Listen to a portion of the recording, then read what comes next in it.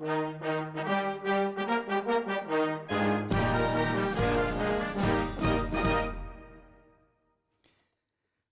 to this episode of the Australian Naval History podcast series, where we examine an event in the Royal Australian Navy's history. The Naval Studies Group at the University of New South Wales is supported in this series by the Royal Australian Navy, the Australian Naval Institute, the Naval Historical Society of Australia, and the Submarine Institute of Australia. Hello, I'm Professor Rob McLaughlin at the University of New South Wales campus at the Australian Defence Force Academy in Canberra. In the previous two episodes, we discussed the tragic collision between the aircraft carrier HMAS Melbourne and HMAS Voyager. In this episode, we shall discuss the second fatal collision involving HMAS Melbourne, which was with the US destroyer USS Frank E Evans during the early morning of the 3rd of June 1969 in the South China Sea, 50 years ago this year. To discuss this tragedy, I'm joined by Captain Errol Stevens, RAN retired, who was the commander, or the second-in-command of HMAS Melbourne at the time of the collision. Errol is 92 years old and joins us by telephone from northern New South Wales. Rear Admiral Simon Cullen, retired, who, during his career, commanded the frigate HMAS Sydney and had multiple postings to the United States. He leads the Australian Capital Territory chapter of the Naval Historical Society of Australia. Via Skype from New Orleans, we have Louise Esola, the author of the award-winning book American Boys, the true story of the lost 74 of the Vietnam War. And finally, Commander Matthew Vesper, who is a barrister at Sir Anthony Mason Chambers in Sydney and also a naval lawyer. He has a particular expertise in the boards of inquiry. Thank you all for joining me. Simon, if we can start with you. What were Melbourne and Frank E Evans doing in the South China Sea? Well, after the end of the Korean War, there was great concern amongst Western nations in particular about the spread of communism, particularly into Southeast Asia, through South Asia.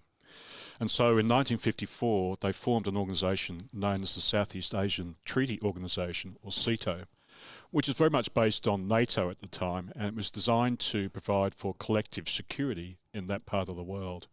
The core members were the UK, US, New Zealand and Australia, but it also included France, the Philippines, Thailand, and interestingly, Pakistan.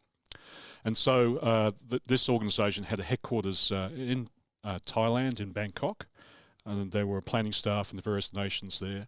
And they used to program a series of exercises and activities on an annual basis. And in particular, from the maritime side, there was concern about emerging submarine threats. And so in 1969, there was an anti-submarine warfare exercise scheduled in the South China Sea. So Melbourne deployed from Australia to participate in that exercise. And the Frank E Evans happened to have been serving in support of operations in Vietnam and was detached from that activity to participate in the exercise. Louise Esola, can you tell us a little bit about Frank E Evans? What sort of ship was she? The USS Frank E Evans was a World War II class destroyer. She was 24 years old. She was a Sumner class, if you want to get technical. She was the third kind of class that was introduced during World War II. So she came on the line just before Okinawa, which if you know the World War II history, that was toward the end of the war. She was mothballed, then brought in on the line again, recommissioned to fight the war in the Korean War, and then went back on to mothballs, and then came back, as these anti-communism efforts were taking place. She was renovated. They had a program. These ships were very old. They needed a couple things. They didn't get everything done because of politics, because there was no money, and she was very old. These ships were built haphazardly during the war, World War II, when ships were being sunk all over the Pacific. And so by 24 years old, she was about 10 years past her due date, and kept on the line to fight the war in Vietnam among the other older destroyers of her class. And a lot of problems on board. You had engine problems, you had gun mounts not malfunctioning, with rickety, paint peeling everywhere, with an old ship. It's funny, I read through a lot of the letters written by some of these young men who were aboard her, and one of them, actually, he was one of the 74. I think he wrote to his parents welcome to the crappiest ship in the U.S. Navy. I mean, it just was old. But she was only kept to fight the war in Vietnam, and I make this point very clear in my book, American Boys. So, Simon, we've talked about the Melbourne in the earlier Melbourne Voyager episodes. So can you tell us something about her captain at the time of this collision, Captain John Stevenson? Yeah, John Philip Stevenson was born in 1921. He joined the Royal Australian Navy College in 1934 as a cadet midshipman, aged 13 years. And at that time, the Naval College was down at HMAS Cerberus in Victoria. Now, that generation experienced a lot of World War II service. So during World War II, he had extensive sea experience. He served in HMAS ships Canberra, Nestor, Napier and Shropshire. And interestingly, when he was serving in Nestor, she was sunk in convoy duty going to Malta. So he actually survived a ship being sunk around him. He was there to witness the Japanese surrender in Yokohama Bay in 1945. And he saw the damage that was caused by the atomic bomb in Nagasaki. So he had a very extensive experience. And in fact, he also assisted with the evacuation of Australian prisoners of war from Japan back to Australia after the war. He was evolving as a very professional naval officer, and he was extremely highly regarded even in the early stages of his naval career. He could be described as a typical officer and a gentleman. He was that sort of very easy to get on with, but extremely professional at the same time. He had lots of operational service after World War II, and this peaked initially in command of the Australian Navy training ship HMAS Barco in the early 1950s. But he was a navigation officer by profession, and so he served not only as navigator in HMAS Australia 2, but also as a fleet navigating officer in the 1950s.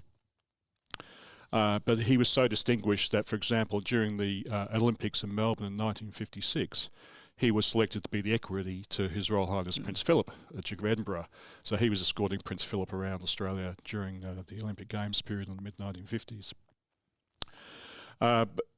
Even as a commander, he was selected for his second command of HMAS Anzac in the late 1950s. And then he had a bit of career broadening. He was posted to Bangkok as the defence attaché. And I imagine that's probably where he got his deep exposure to CETO initially through the planning staff that were already in Bangkok. After his time in Thailand, he commanded HMAS Watson in Sydney. That's a shore base. And then he took command of HMAS Vendetta as a captain, and also commanded the 10th Destroyer Squadron at the same time. But his career in the 60s continued to prosper. He then, after Vendetta, commanded Sydney 3. He then commanded HMAS Cerberus, and then he went to Washington as a naval attaché, so his second representative job as a captain. And before commanding HMAS Melbourne in late 1968, in October 1968. So just looking at that, he made captain in 1960 when he involved in the collision with Frank E Evans in 1969. So he spent 9 years as a captain. So that just goes to show a different way of doing things in early times in the Royal Australian Navy. But he was an extremely experienced officer, obviously very highly regarded at the same time because of his representational service, and he was destined for much bigger and better things in his later career. Indeed, extremely experienced and very well rounded. But Louise, can you tell us a little about the captain of Frank E Evans? At the time it was Commander Albert McLemore. What sort of experience and background did he have? In contrast to Captain John Stevenson, Commander Albert McLemore had a very different pedigree. And I actually spoke with Captain Stevenson for my book, and he was very kind, and I did a lot of research on his background, and I will just say that Commander McLemore was complete opposite. He was not. He didn't join the Navy as a teenager. He was 18 years old at the end of World War II, growing up in Vallejo, California, which is a small community outside of San Francisco. He had a little bungalow house.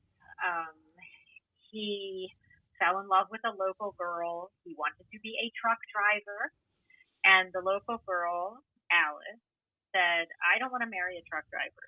So California Maritime Academy in Vallejo, down the street, was building new dormitories and enrolling more young men to train them for life at sea. And it is nothing like the Naval Academy in Annapolis.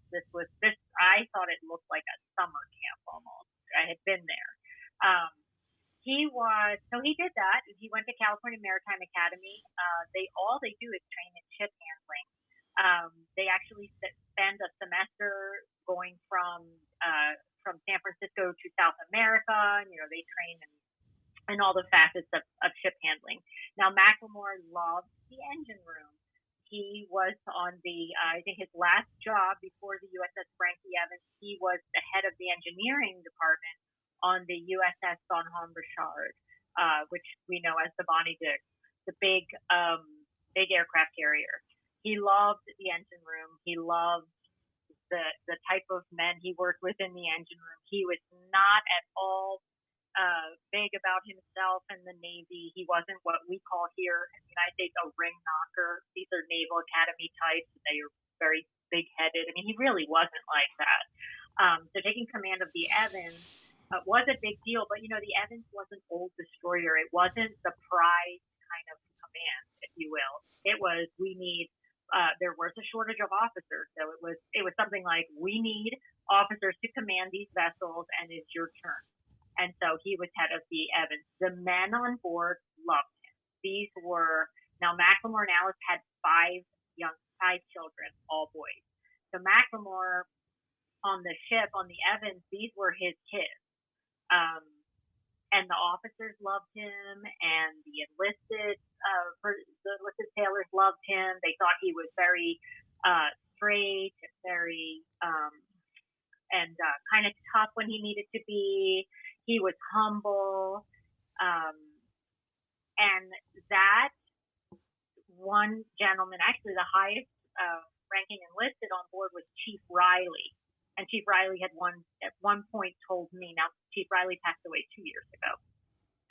He told me at one point, he said, some of the things McLemore got away with, you would have been shot in World War II if not what he got away with, but what he let people get away with. For example, sleeping when you're supposed to be on watch. There was one time where a young sailor on watch was asleep, and the chief took his shoes off, the sleeping sailor, and took them to the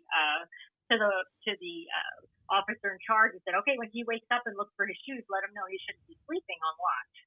And that was the chief's way of handling things. But Captain McLemore, I mean, he wasn't squared away as far as discipline goes. I mean, when you're running a ship, if everybody loves you, you might be doing something wrong. And so I do know after the Evans, McLemore was probably never normal again. And I talked to one of his children, and it really was an awful thing for him to have gone through, because he was so humble and he really loved the crew. So that's the best way I could describe him. Thanks, Louise. Simon, can you take us through the lead up to the collision and the collision itself? Certainly. So on the night of 2-3 June, you can imagine yourself in the South China Sea, a typical tropical night. So the sea is almost smooth to calm, a slight ripple, a very low swell. It's very warm. There is very good visibility because it's a moonlit night, although it is partly cloudy. So it's ideal for operations at sea.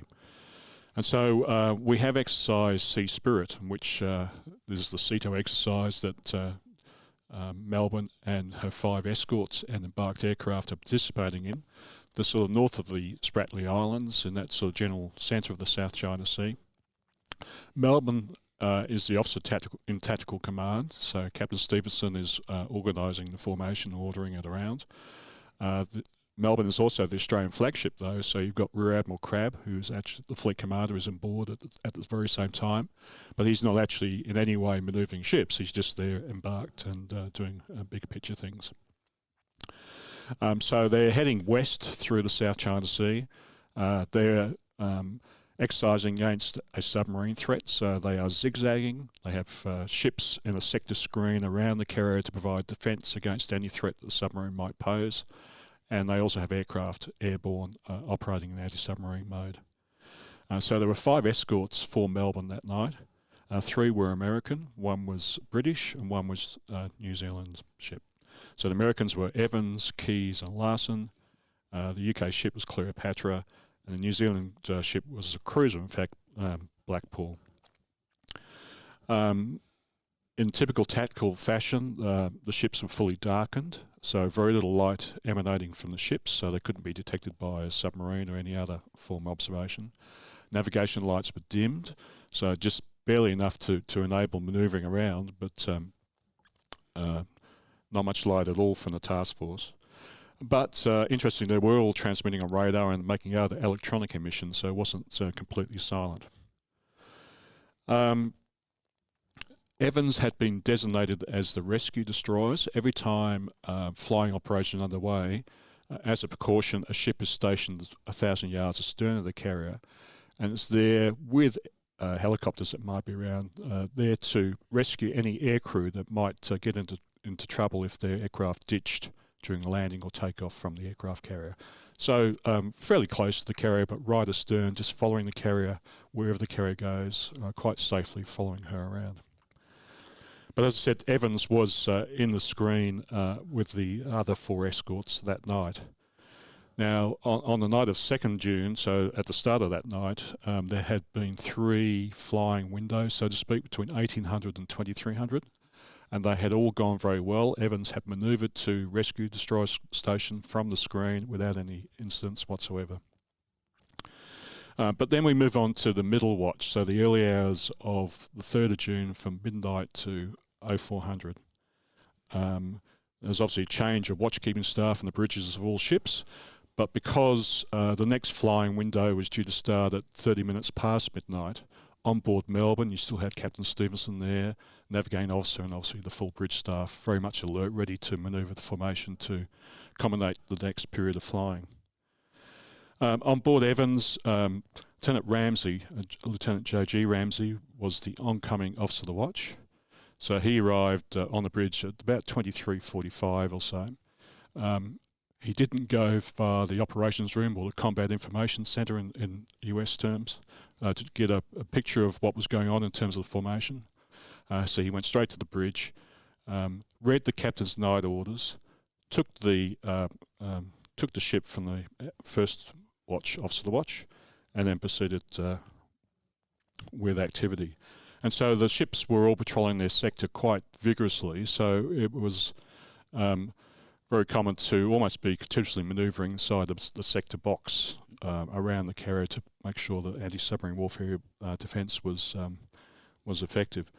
Now, the captain's night orders said that he was to be called for changes in any formation, but any other normal changes of course and speed to maintain station, you didn't need to call the captain. So it's only those major manoeuvres that required the captain to be called. The captain was in his cabin fast asleep, and as I said, the next flying window started about 30 minutes after Lieutenant Ramsey took his watch. It was a very fast-paced activity because there were during the watch various changes to a flying course, which required the formation course to be signalled, zigzag plans to be stopped, restarted, etc., etc. So you needed to be really on the ball, and so it was a high workload for all the staff and all the bridges of all the ships in the screen that night. At about 2:30 in the middle watch, Lieutenant Ramsey chose to hand over the con to his assistant officer watch, Lieutenant Hobson. So I should also say that Lieutenant Ramsey, while he had been on board Evans for 2 years, did not have any formal bridge qualifications. So he was not a qualified officer of the watch or officer of deck, so to speak. But he had been doing that work for several months, so he was pretty much familiar with manoeuvring. Lieutenant Hobson, who took the con at 2:30 to allow Lieutenant Ramsey to start reading some signals and doing some more administrative type stuff, this was his first time at sea in the US Navy. So you can imagine the experience levels are quite low. And then between 2:30, when Lieutenant Ramsey took the con and was responsible, he didn't have the watch, so to speak, but he was responsible for the manoeuvring minute to minute of the ship. Between about 2:30 and about 8 minutes past 3, there was a lot of misunderstanding in the communications that were coming from Melbourne, from the OTC. And as a consequence, Evans quickly got herself out of station. And she, in fact, by 8 minutes past 3, was in Blackpool sector. So she'd come outside of her sector screen and was in another ship's screening sector. And at all times, Ramsey and Hobson believed they were on the starboard side of Melbourne. But in fact, because they had got the manoeuvring wrong, they'd finished up on the port bow of Melbourne. So they were on the opposite side of Melbourne to where they thought they were going to be. I won't go through all the manoeuvres, but just to say that they got themselves confused and out of station. At 9 minutes past 3, Melbourne signalled the fact that she was about to alter to a flying course and that Formation 1 was going to be executed, which would put Evans into Plane Guard Rescue Destroyer Station astern of the carrier. The captain wasn't called. They didn't do a relative velocity solution to get from where they were to where they needed to be. They didn't speak with the operations room to get confirmation of recommended course to how they would get from A to B. They just eyeballed the manoeuvring. At 3:10, so 1 minute after the warning, so to speak, that was executed. So that was the order for Evans to move from where she was to Plane Guard Station. So as I said, Evans thought she was on the starboard bow of Melbourne. So she turned to starboard to turn away from the carrier and go round to her station. She was on the port side, so when she turned to starboard, she turned straight towards Melbourne. And quite clearly, when that occurred, so remember 3:10 is the time that the signal was executed. Captain Robson, the captain of Melbourne and the Evans, Evans were heading on a collision course. Captain Stevenson saw what was occurring, and the first thing he did was signal his own course to Evans. He said, "My course is 260, so a westerly course."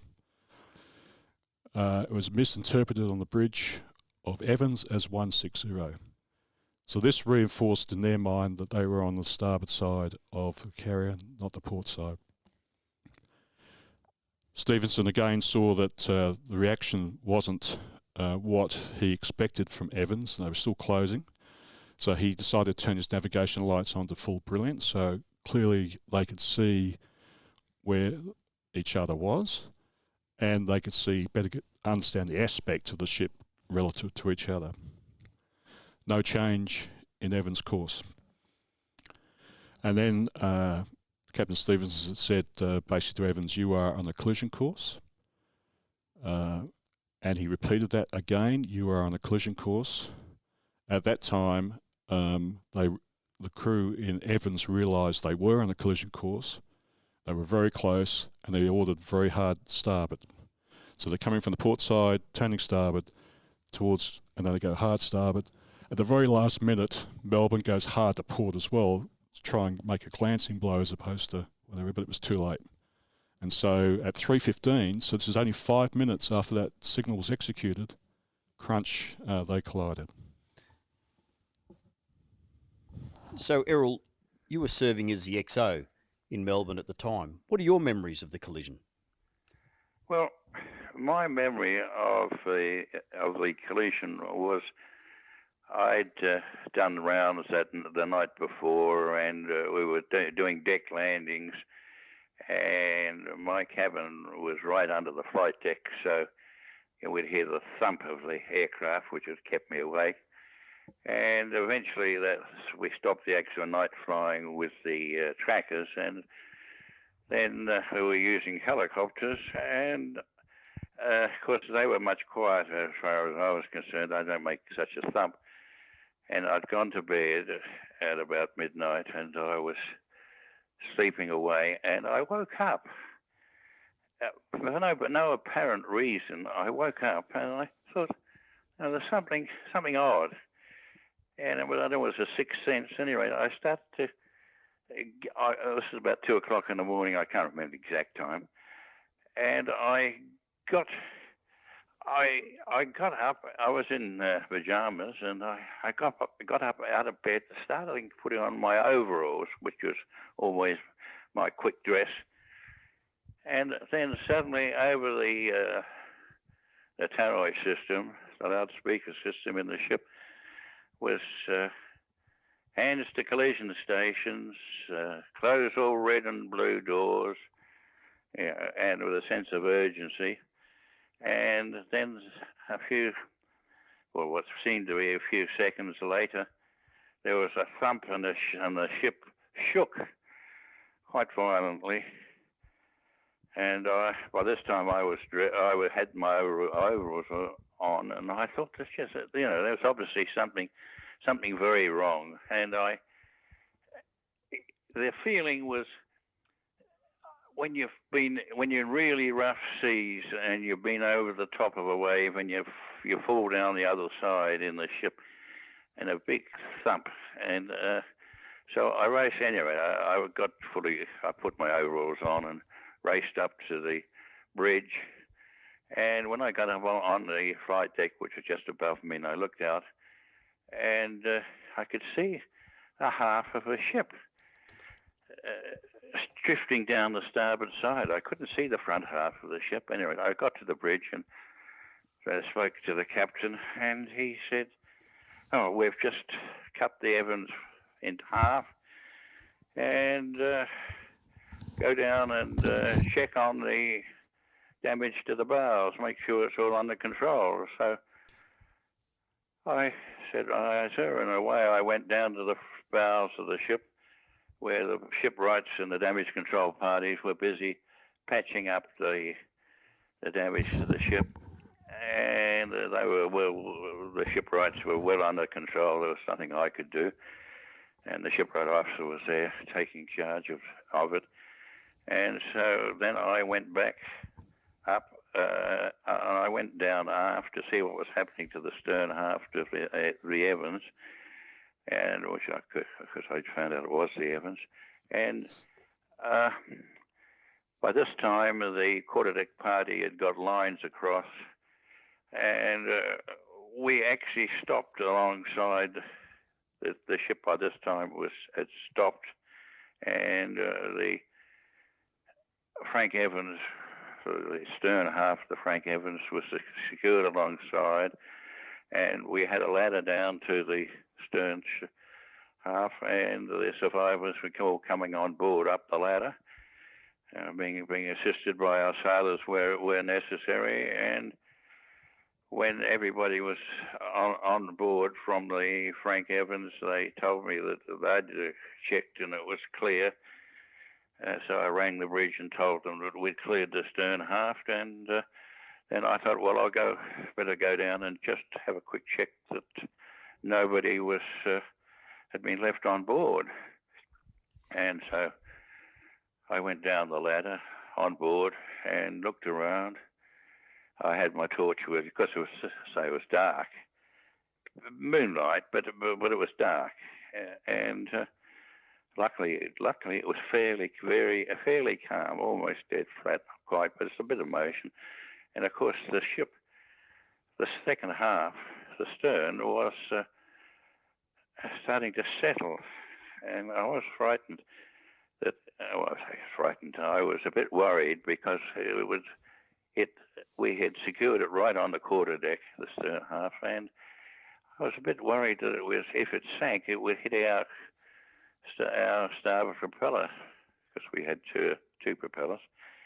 And so anyway, I went down on board, and luckily I had my torch with me, and I wandered around, and because I didn't know what the stern half of the... I'd never been on board the Frank Evans before, so I didn't know the layout. And so I went down a hatch, and I couldn't see or hear anything. And then because I was a bit worried that it was going to sink, as I said before. And I came up. I wasn't sure. I couldn't open any of the watertight doors because I didn't know if the sea was, not knowing the ship, I didn't know if the sea was the other side. The watertight doors was holding up the sea. So I wasn't game to open any of the watertight doors, and I came up and decided it was time I got out of the ship and came back to the ship, and we were there. We started. By this time, we'd organised the survivors and giving some, because some of them didn't have much in the way of clothing, or just in their pajamas and so on. And the supply officer was organising some extra clothing and so on. And I think that's about enough on the actual collision. So, Errol, once you had the survivors on board and you had the stern half of Frank E Evans tied up to Melbourne, how did the rest of the evening progress? Well, obviously, I was telling the bridge what was happening down aft. We had most of the evidently a few had managed to get on board. I'm not sure, but most of them were on the. They're all starting to assemble on the quarterdeck. Those that could, those that were sick or hurt anyway, because quite a few there with minor. Well, some was one dead. They had gone to the sick bay, which was up forward, and were being looked after by the medical side. And of course, we were in touch with the American flagship in charge, with the American Admiral, Vice Admiral, I think, a Rear Admiral, who was in charge of the exercise, and we were. The bridge was sending messages to them of the state of the rescue organisation. We'd got all our boats away, and of course we got as many of the helicopters as we could into the air, all searching. And in fact, one of the officer of in charge of the quarterdeck. That's right. Luckily, there are other officers there, and the chief and petty officers who were helping.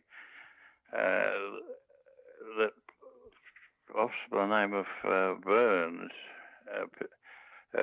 he was actually a clearance diver, a very strong swimmer. He jumped overboard and in fact was rescuing, I think it was 2 or 3 sailors that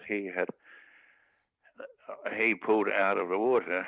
Because I'd got the this time we'd got the gangways down, and the boats, all our boats were away, including the Admiral's barge, all searching for survivors, and the helicopters were buzzing around with their downlights on to look in the sea.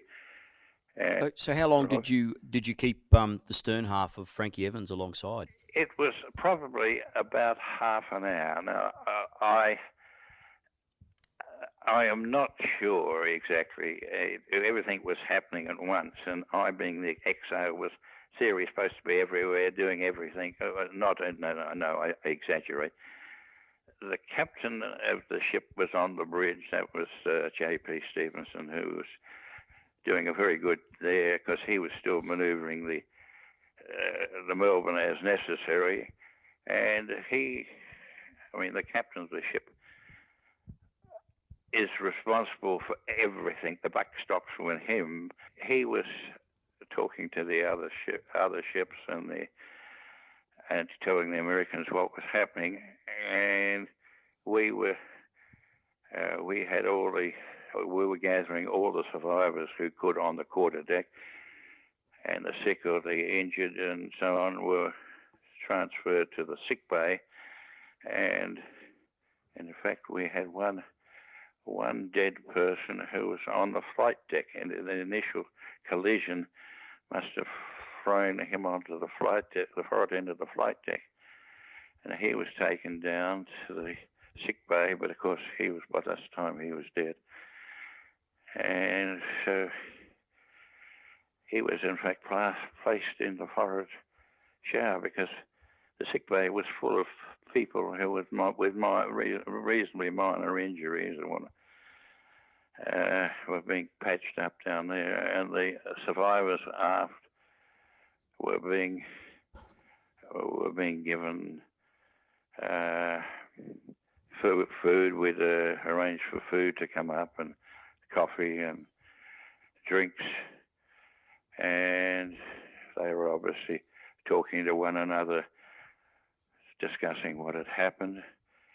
And I say the crew and the officers were being very generous in those without clothes or only partially clothed. They were giving them their own clothes or spare trousers, spare coats, and so on to keep them warm. And we didn't keep them for very long because they couldn't go back on how long did we? We didn't keep the stern half of the Frank E Evans alongside for very long. My feeling was probably about an hour, but I didn't put a stopwatch on it or anything, so I could have been slightly less. I could have been a bit more.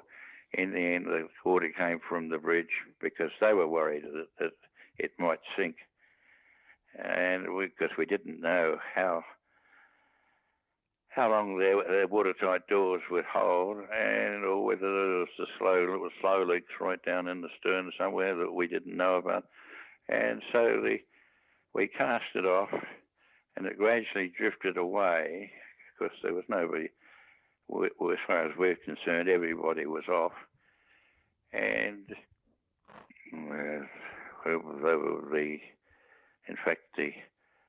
some of the surviving officers, I can remember talking to the XO of the Frank Evans, and he was trying to get the names together of the survivors, and the boat and our boats and the boats from those that were gradually, we were pretty sure we'd got all the survivors we could, and we had a shuttle service going back to the American flagship. They took all the survivors, including yes, that's right. We said the one dead person we had on board, we sent him across too.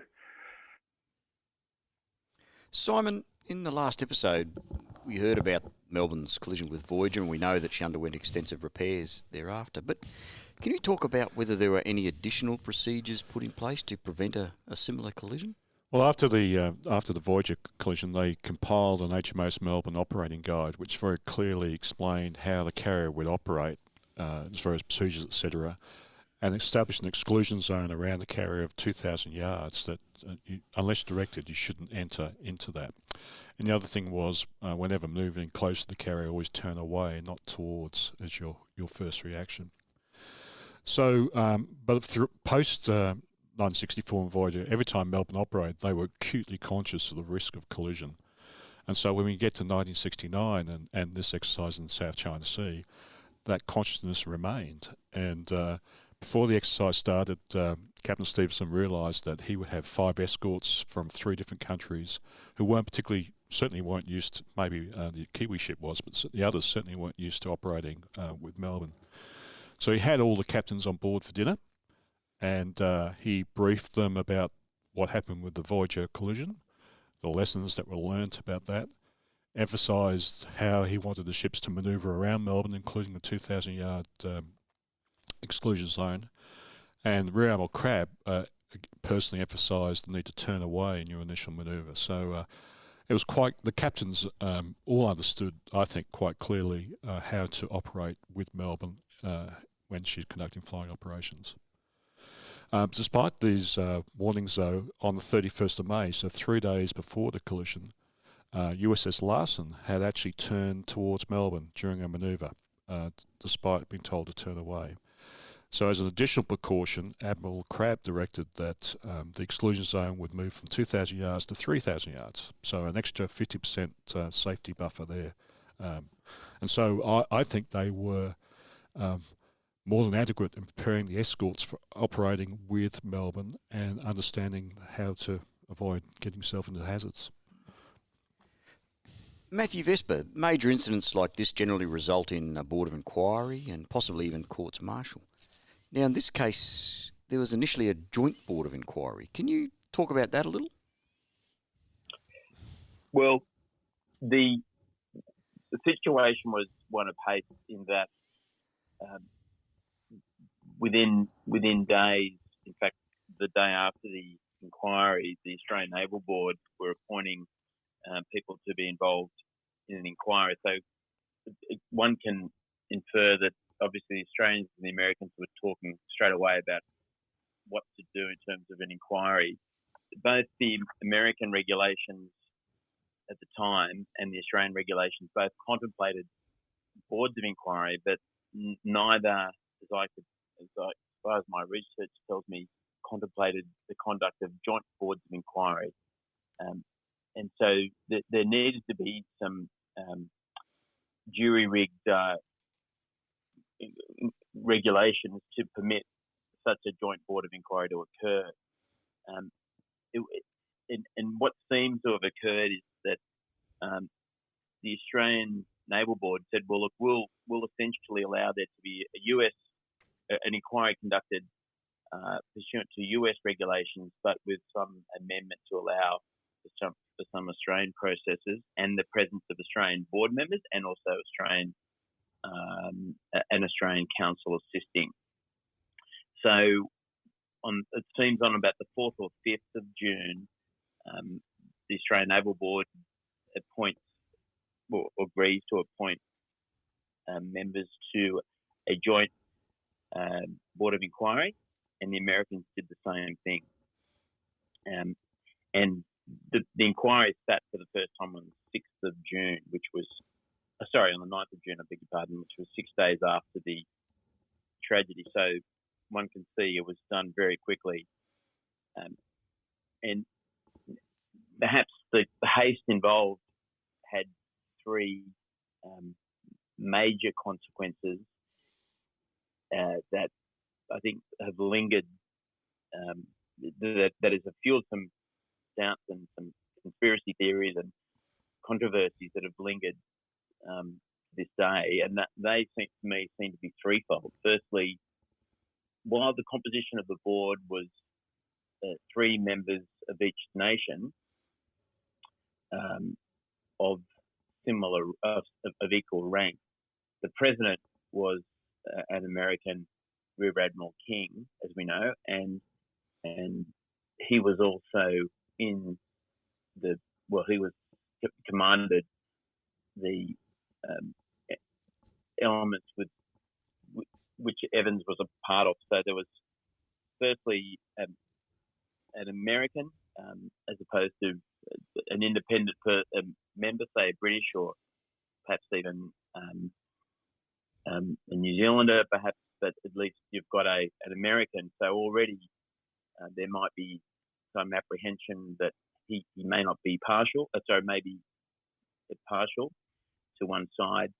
And then secondly, he's in the chain of command, which also fueled doubts about his partiality. The second thing was there had to be a melding of regulations and how one would deal with certain things that would arise in the inquiry, such as when officers were identified as suspects, and that occurred with the 2 lieutenants who were the officer of the watch and also his assistant. They being identified as suspects meant that they were excused from giving evidence. That I think it was, in fact, the assistant may have agreed to give some evidence. Lieutenant Ramsey, he through his lawyer, exercised the right to silence. And so his version of events was not heard. Now, Australian regulations didn't permit that to occur, and what would have probably happened if this was an Australian Board of Inquiry was, even if someone was suspected of wrongdoing, they would still be compelled to give evidence and answer questions, but would enjoy an immunity in respect of the evidence they were to give in that inquiry.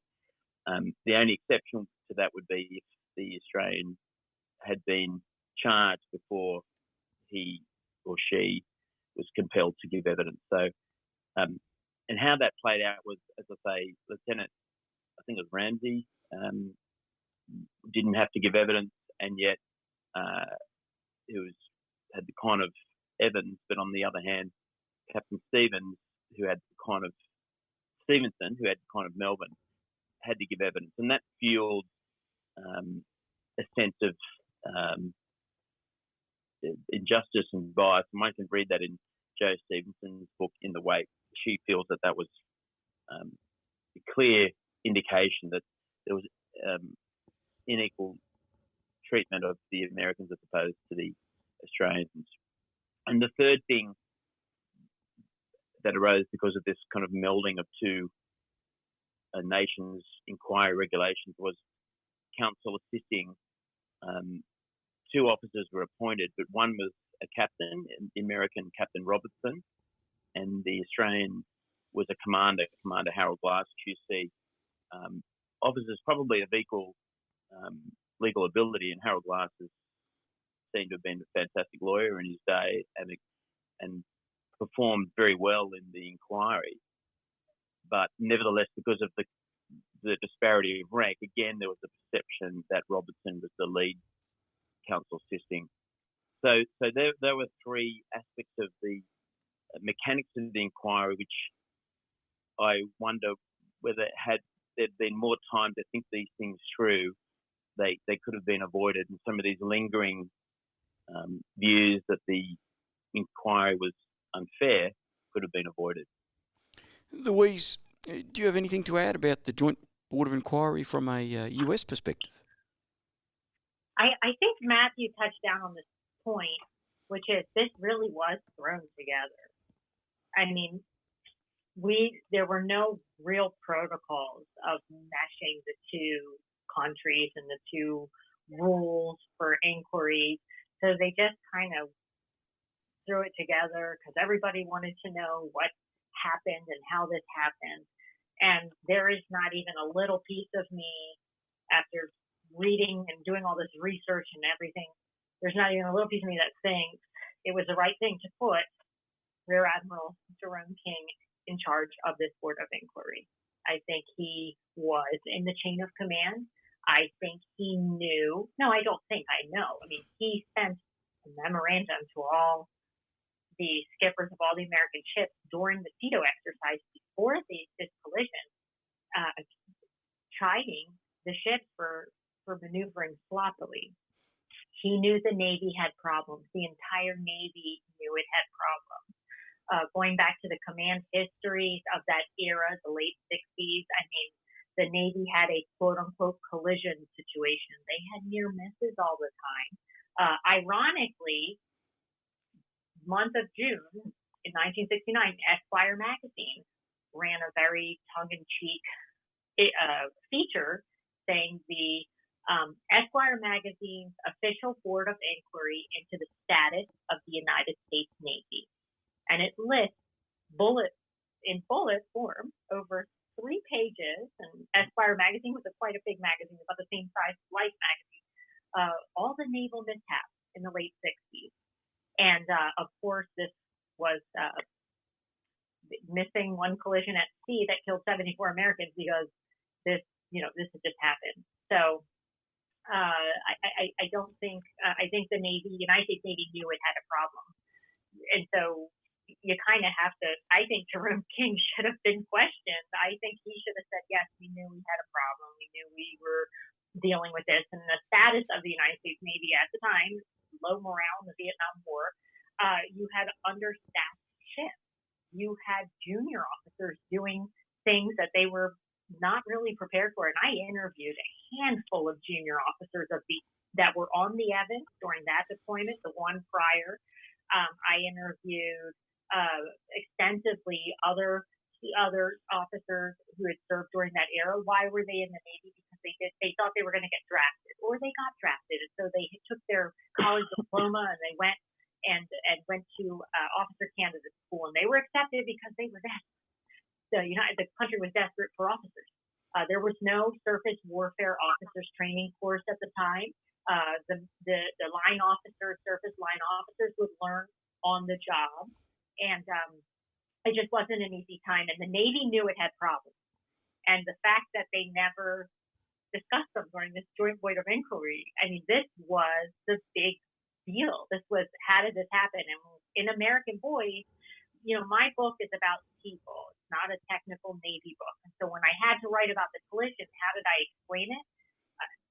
And you'd have to read it. I mean, it would take me forever to explain, but I explained how it happened in layman's terms. And I think this was a missing component in the Board of Inquiry. From my perspective in the research I did, I think Jerome King should have been on the other side, sitting there answering questions about his Navy and his group. So, Errol, talking about the collision and the Joint Board of Inquiry that followed in Subic, did you play any part in that? Yes, well, of course, once we we went into Singapore to have the bow patched up enough to get us back to Australia, but I think the captain was in Subic Subic Bay, which is in the Philippines, where the Board of Inquiry was being held under Rear Admiral King, I think it was. But he, U.S. Navy. But anyway, I say the captain was away for 6 weeks, so I was in command because being the executive officer, I was second in command anyway, and so I was running the ship and trying to get things done in Singapore, but sending signals backwards and forwards about how things were going to the captain. And he was being interrogated over there, and then I was called to go to the Board of Inquiry. And so I had to leave and fly across to Subic Bay, and I appeared before the board, and I was asked various questions. Now, do you want me to actually go into what I said or didn't do, or what? Yeah, what sort of questions did they ask you, Errol? Well, I think it was H.D. Stevenson, who was then the second naval member, I think, had flown up. He was the senior Australian on the board of. I think there were 3 Australian officers on the board. He was the senior. He was a Rear Admiral, and he'd got hold of me the night before I was due to appear and said, "Now look, I don't want you to start getting involved with any of the details of the actual manoeuvring and so on." Well, of course, I did not know at that stage because I was not involved with the manoeuvring of the ships or anything. He said, "Well, I don't want you to get involved. If there are any questions on the manoeuvring of the ships, you'll be quite frank and tell them that you were not involved. But on the rescue side, of course, you were vastly involved, so you can answer that. But keep it as just stick to the facts. Don't wander off that, and all will be well." Anyway, so I appeared before the board, and obviously I had to say my name and what my job was and so on, and I was asked about what I actually did and what happened as far as I was concerned about the ship, and I told them as best as I could and what we'd done, And so I wasn't actually in front of the board for very long. Oh, that's what they seemed to be terribly interested in was this hands to emergency stations. I don't think the American Navy had used it at the time. I don't know whether they used it, whether they adopted it or not.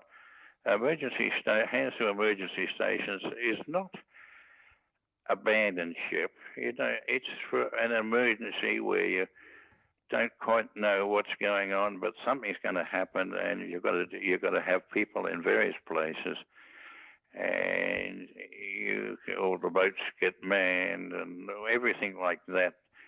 But you don't abandon ship. It's emergency. It could be fire, flood, or anything. And then from when you've got all the hands, some people automatically go to various stations, and others, they're all fallen in, are ready to be detailed off to go and back people up, whatever the emergency happens to be. Anyway, I had to go into the details of that, what we did at emergency stations, but that was really all I had to answer about. Thank you, Errol. Louise, you've talked a little about perceptions just prior to the collision. Can you talk a little about US reaction in the Navy and indeed amongst the broader public to this tragedy? Well, there were two reactions. The Navy, United States Navy, in the early 70s created Surface Warfare Officers Course. They created a training video about this incident. Again, this was a Navy that knew it had problems with training. And so that was the Navy's reaction. The Navy's reaction really was, we're gonna do better. And we had Admiral Zumwalt, and he tried to get the Navy squared away. And the public is probably the saddest component. The reaction initially was, oh my God, but then it was, so what? Or it's the war in Vietnam, or nothing, and nobody remembers what happened. This was a time when 300 Americans, on average, were killed a week in Vietnam, and this is that death toll was in its second year. 1968 had a higher death toll. In 1969, you had a new president, President Nixon. He said, "I'm bringing the troops home," and that's how he ran on that platform, and he announced troop withdrawals in the middle of this board of inquiry. So, I mean, there was an actual page from the Navy Times that I had found in my research, and it was, the board of inquiry was at the bottom corner, and then up top, big letters, Nixon announces troop withdrawals. And so that the country was waiting for him to announce that he was bringing home troops. And so the reaction really was, there are a lot of people dying over there, and the Evans was very, very much grouped into the Vietnam War picture. From a public opinion standpoint, I mean, one mother in New York City whose son was killed on the Evans, I mean, war protesters were calling her house, if you could believe this, and saying things like, your son got what he deserved. I mean, this is when people were spitting on men in uniform and women in uniform. I mean, they were punishing the troops coming home. It was very political. And so, the Evans, the survivors, had to come home and change out of their uniform in the bathroom at the airport, not talk about what happened to them. And I think that was the second tragedy of the Vietnam War, and this really was that they came home and nobody cared. And they had to spin through hell. And so and this is, again, this is the Vietnam War, very, very much.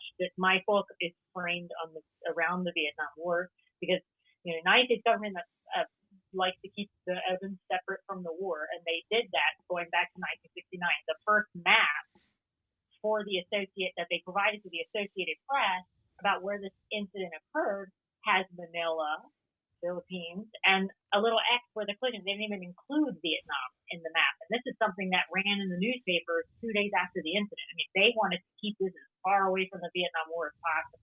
I think one newspaper article, I'd put the collision in the South Pacific. I mean, they really wanted to keep this tragedy away from Vietnam, because again, Vietnam was a public relations nightmare for the United States government at that time.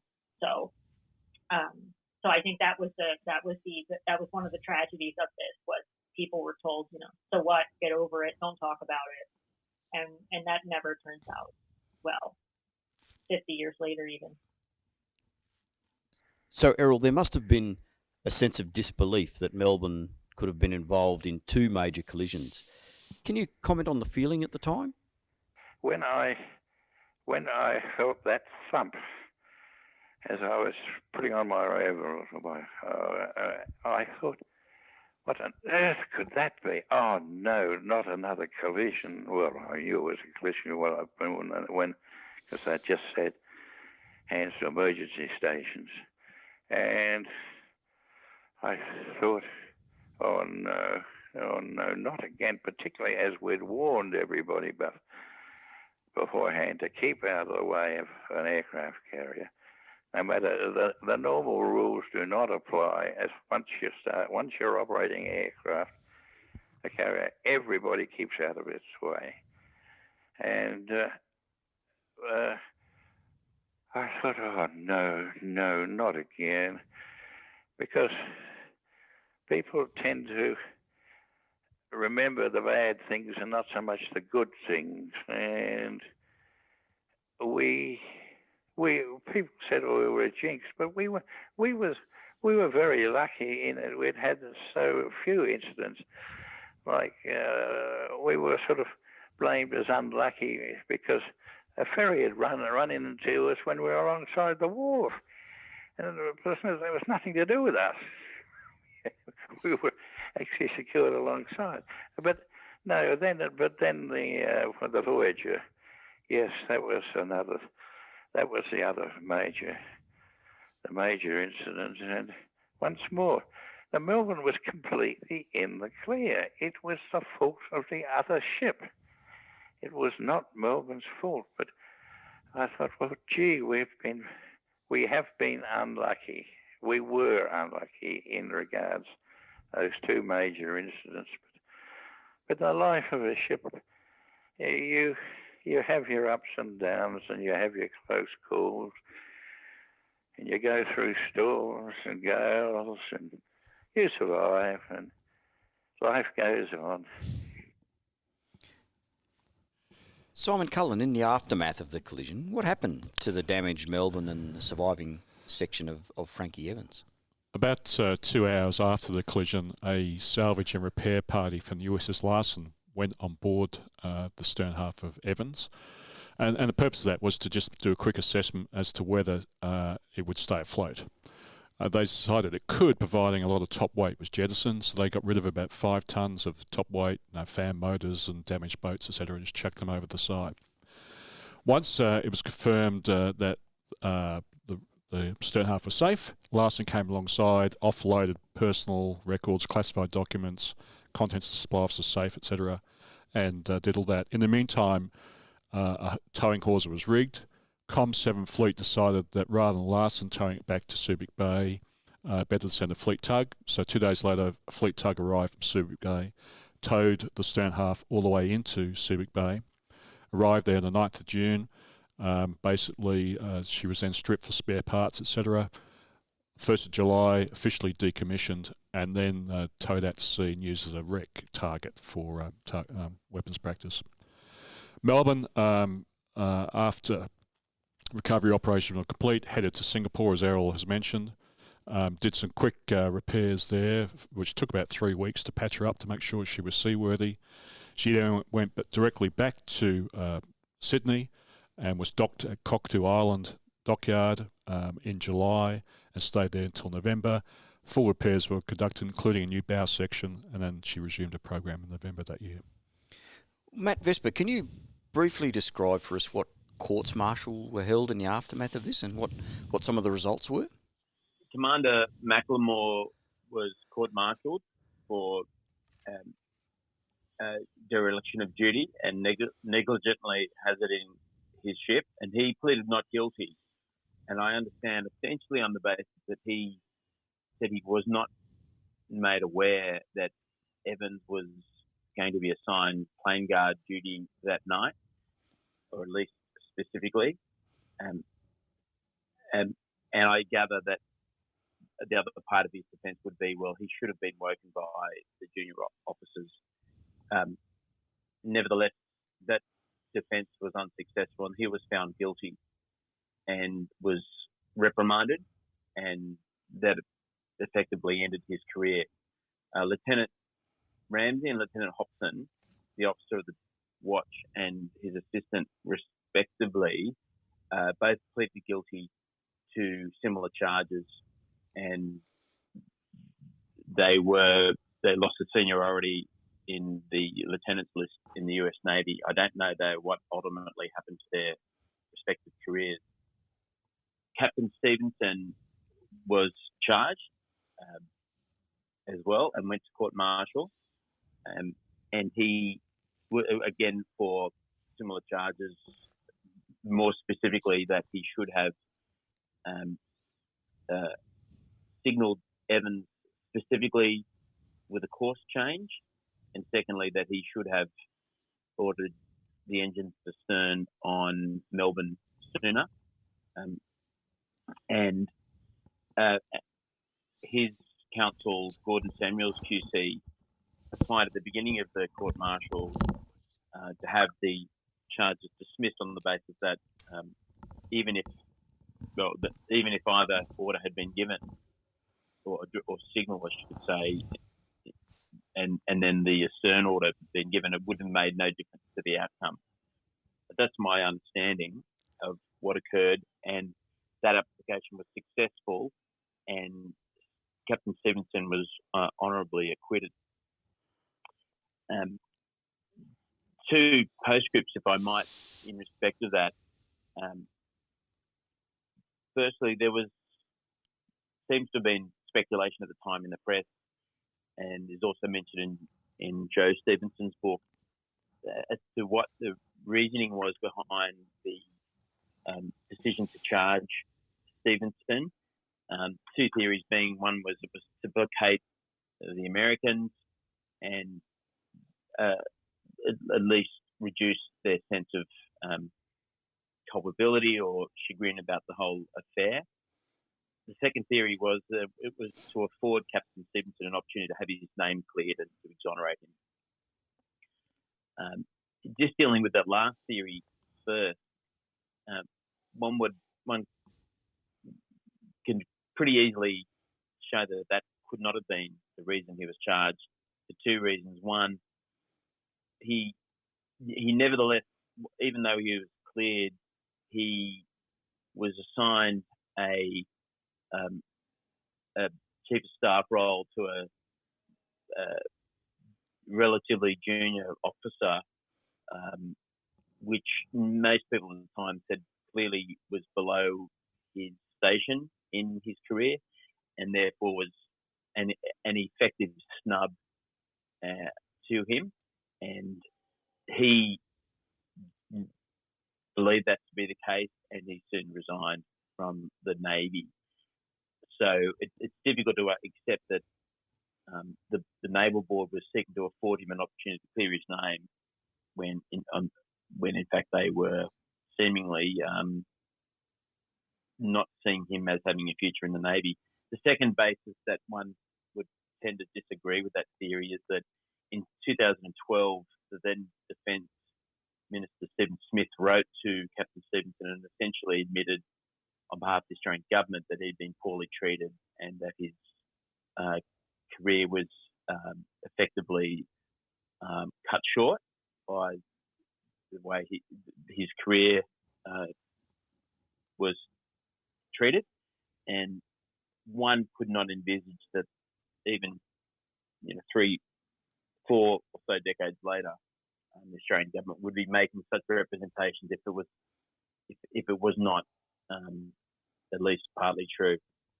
So therefore, I think it's pretty clear to infer that the reason Stevenson was charged was essentially because of a need to keep our major ally, the Americans, happy and to reduce their feeling of embarrassment humiliation over the whole collision. The other postscript, if I might, is simply to mention that many years later, after the court-martial, I happened to be the aide-de-camp to Gordon Samuels when he was the governor of New South Wales. So this is in about 1999, 2000, that period. And occasionally I would ask him about various cases that he'd been in, most of which he said he could never remember. I was no doubt trying to impress him with my legal research skills. But the one trial he could remember was this court-martial at Stevenson. It was something he really fondly remembered and took immense pride in having assisted Captain Stevenson. And he said that he kept in contact with Joe Stevenson afterwards and also Captain Stevenson and always offered to help them and do anything to help salvage his reputation. So for me, that was a really lovely connection I had with this whole tragedy. Louise Esola, the sinking resulted in the deaths of 74 sailors. Can you relate in particular the great tragedy of the Sage family? So the Sages were three brothers that were serving on the Evans together.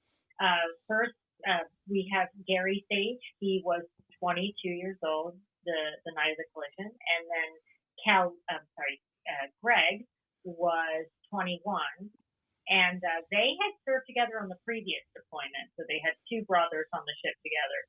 And then Kelly Joe graduates high school. Vietnam War is going on. Dad says, "Hey, go in the Navy with your brother." Ernest kind of pushed.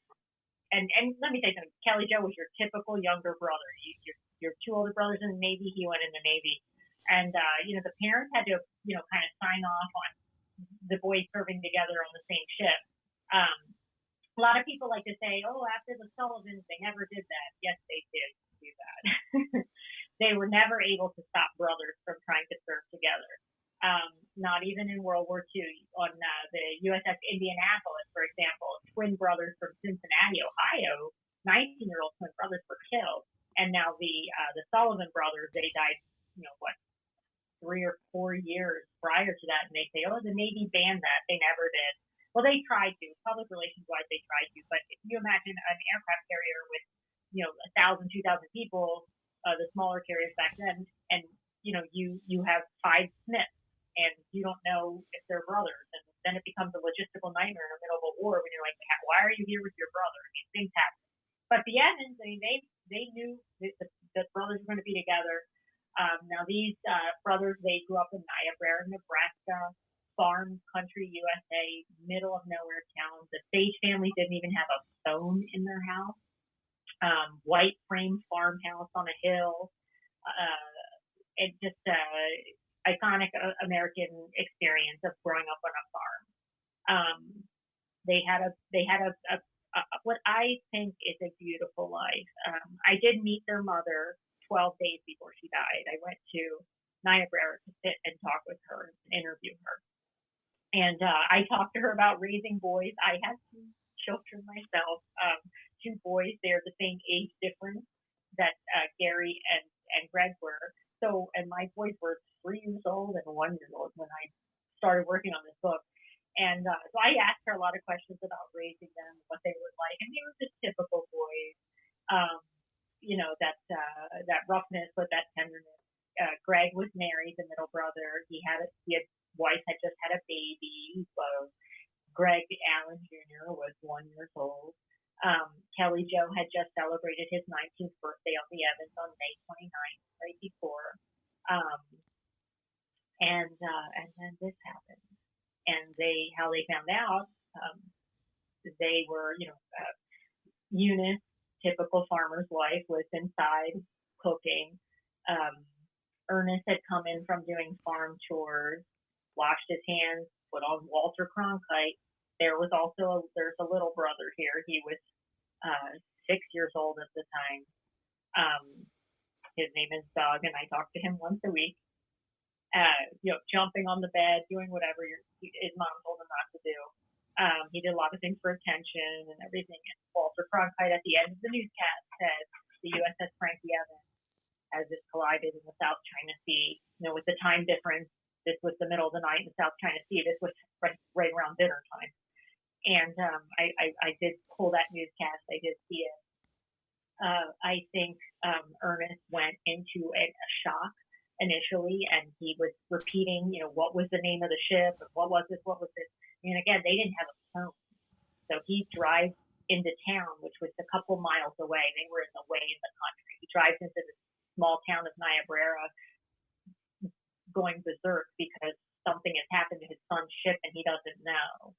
Well, of course, they find out in the coming days. I want to say this. Forever changed that town and the family. I had no idea how Eunice bounced back after that. I don't know. As a mother, I can't even imagine it. I get very emotional when I talk about it. She of course, she still had to raise dogs, and I think she did the best she could, and I think she really loved him, her last son. And I think Ernest punished himself throughout his life. He feels like it was his fault for pushing his boys to join the Navy. It's just all around a very sad tale.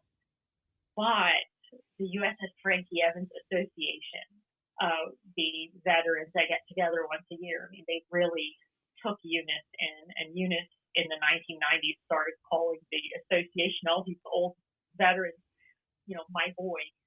And they treated her like a mother. And even some Australians would drive to Niobrara, which is the middle of nowhere. If you're going to Niobrara, you have to fly into Omaha and drive 3 hours on a straight, flat road. And maybe you think you're going the right way because there are no signs. And people treated her with utmost respect. And I think that helped heal her a little bit. And I think Doug goes to the reunions, and Doug has his he has people that he can call and rely on. It's just been, to this day, it has been a hard life for Doug. He's in his 50s now.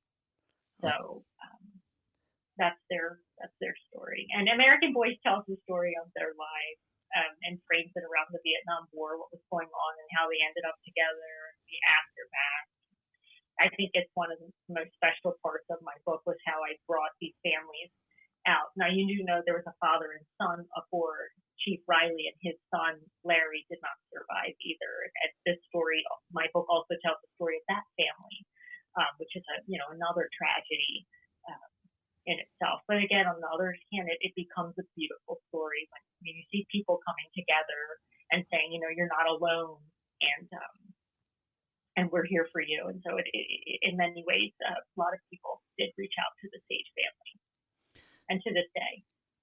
Well, thank you for relating that, Louise. It's an unfathomable tragedy to lose children at any rate, but to lose 3 sons in one collision is it's unfathomable. Well, Simon, to turn to a slightly more positive note, of course, in these tragic events, there's often exploits of bravery and conspicuous conduct. Could you highlight some of those and any official recognition that followed? Certainly. As you say, it was a very, very tragic event, but the actual rescue operation that resulted immediately thereafter was remarkable when you think about it. All the survivors were back on board Melbourne within 32 minutes of the collision, so that's quite an achievement, and Errol's touched on some of that. But there were many heroic acts. Errol has mentioned Lieutenant Bob Burns, who dived from the quarterdeck and rescued several sailors in the water. I thought I'd just mention engineer mechanic Wayne Baldwin, who after going to his emergency station was detailed off to go down to the quarterdeck to assist Evans sailors who were climbing up to the quarterdeck via a scrambling net from Evans' stern half that was secured alongside. He did that, but he also noticed that many of the Evans sailors were struggling to climb, so he himself went down the net to the bottom and assisted sailors going up. But then he was told about one sailor who was trapped down below who was injured. So without any further direction, he grabbed a torch from somewhere, went into the darkened ship, went right down to the engineering spaces and did a search by himself. Found this injured sailor who was very badly burned and was able to drag him out back up to the upper deck and then up the nets and away for treatment. when he got to the upper deck of Evans, he again heard of another sailor who was trapped in the after machinery spaces, which were flooding at the time.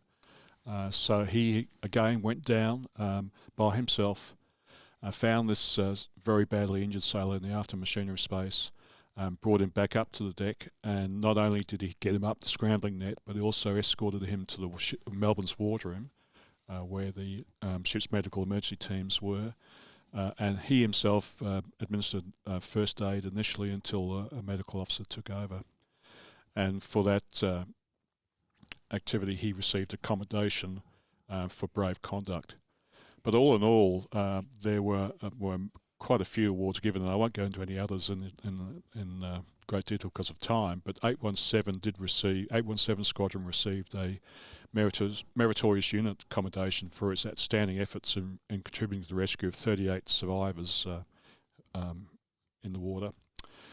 In addition, there were 5 specific individual medals, a George Medal to Lieutenant Burns, I mentioned, 1 MBE, or Member of the British Empire, for chivalry, 1 Air Force Cross to a pilot for his gallantry while flying, and 2 British Empire medals for meritorious service. In addition, the Australian Naval Board awarded 15 commendations for gallantry. So there were many, many heroic efforts in that initial half an hour of the rescue, and then the subsequent 15 hours of continued search for survivors. Well, to conclude, can I ask each of you for your final thoughts about the Melbourne Frank E Evans collision and its legacy? First, Errol. So, Errol, any final observations? Yes. My final observations on the whole incident was that it is my firm opinion, and it was backed up, that the Melbourne was completely in the clear. It was the fault of the American destroyer getting in our way, and Captain J.P. Stevenson had done the very best he could. He was a good captain, and he looked after the crew and did whatever he could for the benefit. He was, as far as I was concerned, he was badly treated there was too much emphasis, I think, on American-Australian relations at the higher level, and that we mustn't upset the Americans. And, that was bound up by the fact that the captain of the American ship was asleep in his bunk when the collision occurred, whereas that would be unheard of in the Australian or the British Navy. And the Australian Navy is that if there's anything vital going on, the captain of the ship is always on the bridge, as our captain was. And as far as I was concerned, it's rather like you're parked at the traffic lights, and you get the green signal, and you go through, and somebody jumps the red light and hits you, and who's at fault? It's the real bloke that broke the red light, and the American ship should never have turned the way it did and got in our way. Louise Esola, any final thoughts from you? I think the way I wrote American Boys was that this was a story of human tragedy and human error, and I describe it as such, and I'm all backed everything by interviews and research and everything. I really feel, and I say this all the time because I've been to many Frank E Evans reunions, I've been to a lot of people, and whenever he shouldn't have turned, he turned, and I agree with what was just said, but there's a part of me that says, you know what, nobody meant for this to happen. Nobody wanted it to happen. I think it happened through, and I describe in the book all the little pieces of human error and circumstances that helped usher this in. And certainly it was the Americans' fault. This was the American ship's fault. But at the same time, I have in front of me a picture of McLemore at the last Frank E Evans reunion in June at the 50th anniversary, which was many Australians there that I'm friends with several of them. I met the photographer who was shooting photos on board the Kearsarge, the American aircraft carrier that took the survivors from the Melbourne took them on their ship. And this photographer was able to get a picture of McLemore as he was right after he was brought aboard. And it isn't a proud moment. I mean, it's a sad picture. And I think that this is just a horrible thing that happened. And I think you have to remember that this is nobody's intention for this to happen. And the way things were handled I definitely feel like Australia and U.S. relations were paramount to what really should have transpired. And that is politics 101. There's always casualties there. But I like to look at this from the standpoint of a human tragedy. And there are many of them. There are a lot of incidents that happen, tragedies where there were holes, or somebody didn't notice something, or somebody should have spoke out and said something. And this story has that all in it. We've been there. But that's all I want to say. So you have to remember that we're dealing with human beings and we are not perfect. Indeed. And Simon Cullen, any final thoughts from you? A couple. Louise mentioned earlier about the impact on the United States Navy through the Zumwalt era, and I think that is certainly very true in terms of reprofessionalising the US Navy. But there were two other impacts, I think, for the Australian Navy. The first was a doubling down, so to speak, I think, during the 1970s on precision manoeuvre at sea. That was really, really drummed into us, and I was there a decade later. Very, very precise manoeuvring in individual ships as part of formations was the first one. But the second one, I think, was irrespective of the fact that in the Evans collision Melbourne was not at fault, there was a loss of public confidence in the Navy. That was built a bit upon the jinx ship line in the media. And I think the political class also lost a bit of confidence in the Navy. And so when it did come to the decision to replace the carrier in the early 1980s, when Melbourne decommissioned in 83, while it was not the prime reason, I think there was some legacy effect of those two collisions in the decision not to replace Melbourne and not acquire another carrier. And finally, Matthew Vesper, any final thoughts from you? Yeah, just two. And the first is to touch on the personal tragedy that Louise has so well captured in what she has said. And in my experience, and I've acted in a number of boards of inquiry, both as counsel assisting and representing families, where there's been members killed, that families have a real nose for what is fair and just in the post-tragedy inquiries. And if the family sense that the truth is not coming out, or there's been a bit of smoke screen or a bit of a cover-up, the families quickly pick it and they're aghast. And often their grief can be compounded if those feelings are allowed to bubble along. And I wonder whether, from the American point of view, for the survivors and also the families of the sailors who were killed, whether their grief from this tragedy may have been compounded by the fact that the inquiries seem to be going off on a bit of a tangent, and it seemed to be not trying to solve the problem of how this happened and trying to prevent it happening again, rather almost as if it was a bit of a witch hunt to try and find some basis upon which to also blame the Australians. And I just wonder whether that may have just been a compounding factor in their grief. I know that's speculative on my part, but my sense and my experience tells me that might have been a factor.